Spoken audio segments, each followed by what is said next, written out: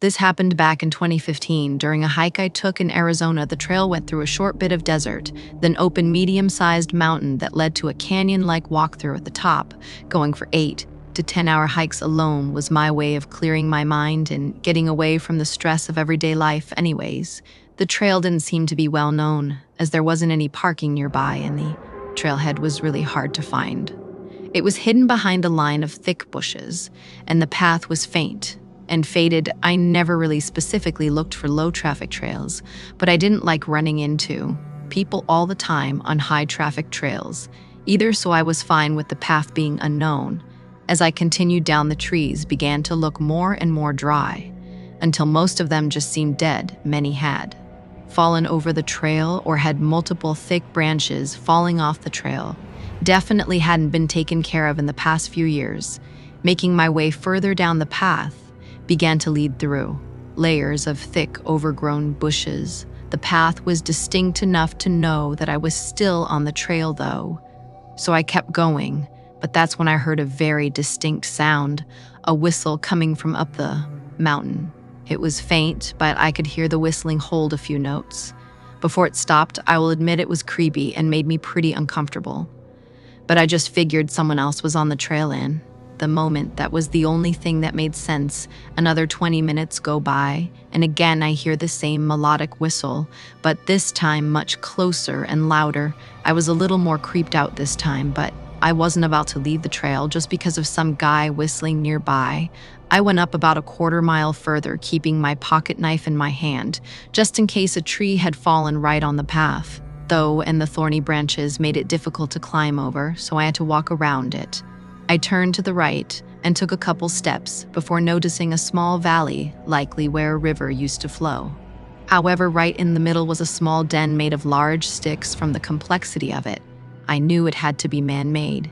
I started putting the whistling in the den together, figuring someone might actually be living here. I got a bad feeling about the whole thing and decided I needed to go right away. But just as I turned to leave the valley, that same whistle came from right behind me. I felt my heart stop out of fear as I quickly turned to face the den. To my surprise, there was a goat standing just behind the valley, exactly where I heard the whistle from. Its eyes felt like they were staring into me as it stood there, motionless. I also couldn't help but notice how large it was compared to other ones that I'd seen around the area. I was really freaking out in my head at this point and couldn't even comprehend the whole situation.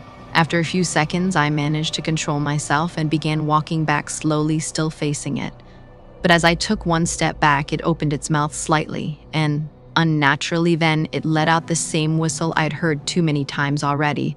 My fear took hold, and I sprinted down the mountain, falling multiple times over trees and rocks. I heard the whistle one more time, softly echoing down the mountain as I made it to the exit of the trail. I'd never told anyone about my encounter, as I thought nobody would ever believe me, and I'd only sound like a coward. But I hadn't heard about skinwalkers until recently, and as soon as I dug deeper into them, I realized that that may be the only possible explanation to what I saw. Let's move to our second story. My family would go camping in Wisconsin with some family friends every single year, and every year my dad and his best friend Billy would take me and my sister and all the other kids on what they called a snipe hunt. If you're familiar with what snipe hunts are, then you know it's pretty much just a prank. Snipes don't actually exist, and it was just a way for my dad and his friends to come up with new, exciting ways to rile up all the kids. They described snipes to us as highly aggressive bird-like creatures that usually hide in trees and only come out at night. We were kids, so we ate the stuff up every year. My sister and I would get super excited thinking we were finally going to see a snipe. This year was no different. It was the second day of our trip, and all of the families were settled in, and my dad and Billy started their mission. They were telling all the kids that tonight they were going to try and catch a snipe, and they swore they heard one last night outside the RV. They told us that if anyone wanted to come, we can. Of course, all the kids now were super excited and also a bit afraid, but my sister and I were ready. We were ecstatic and eager the entire day, and then finally the sun started to set, and My dad got all the kids together. A few kids were holding sticks in their hands for protection or battle purposes, and one kid even brought a wooden sword. My dad said that Billy had run up ahead to scout out the area. As we all started to head into the woods, 10 minutes of walking go by, and we hear rustling in the trees. We all look up, and Billy jumps out covered in red, screaming that a snipe got him. All the kids started running and screaming, and me, being 8, also didn't know that it was just a prank. So I started running too. I didn't know what direction I was running in, but I sprinted through the woods until I found a tree that had a big bush in it which I could hide in. I remember trying my best not to cry or make any noise. A few minutes go by of hearing nothing, and I peeked out of the bushes, and that's when I saw it. Something that sort of resembled a dog, except his legs were abnormally long and skinny. Its head looked mangled and deformed, and I remember seeing only patches of hair scattered around its strange body. I had no clue what it was. I saw it walk by slowly, and while I was a good distance away, I could hear faint moaning. I was mesmerized by this thing, in all honesty. Didn't like looking at it, but I also couldn't look away. The more that I stared at it, the more I felt this overwhelming, strange sense of dread years later. That's the only way I can describe it. I was so young, I probably didn't understand what those kinds of feelings were entirely. I just remember being in this kind of daze or trance. All of a sudden, I heard my name being called and the crunching of twigs and leaves in the distance. The creature I was staring at stopped in its tracks and looked at me dead in the eyes. Our mutual gaze was broken by my father grabbing my arm and picking me up, scolding me about running so far and how it was just a joke and that he was sorry. I'm sure a ton of emotions were running through him. But for me, all I was concerned about was this creature. I turned, the look if it was still there, but it was gone. I didn't even hear it run away. As my dad and I walked back to the camp, I told him what I saw and how I thought it might have been a snipe. Of course, he said it couldn't have been, and that was the year that I learned that snipes weren't real. Looking back, I'm not sure what I saw that night. I told myself for years that it was just a really big coyote, but something in me knew that it wasn't, and I didn't know why it wasn't until I learned about skinwalkers that my gut told me. That's what it was to this day. I have no explanation. It could have been anything. I was really young at that age, so who knows? But even now, sometimes when I'm on bike rides or hikes in the woods, out of the corner of my eye, I can see it again, watching me. Let's move to our third story. I lived in a cabin out in Canada with my wife and 2 kids for almost 10 years. It was the life we all enjoyed, living out in the peaceful and quiet forest. The location of our cabin was very isolated, with no roads even leading to it.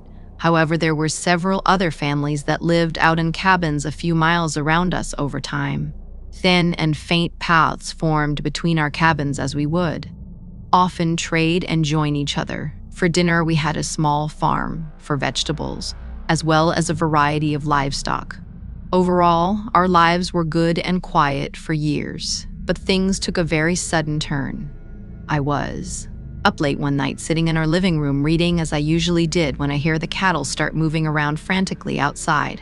This was really unusual this late at night, so I went over to the window facing our backyard and moved the curtains aside. Of the cattle were on the far left side of the field, moving quickly, as if they were running away from something. I shifted my gaze over to the right side and I couldn't see much through the darkness.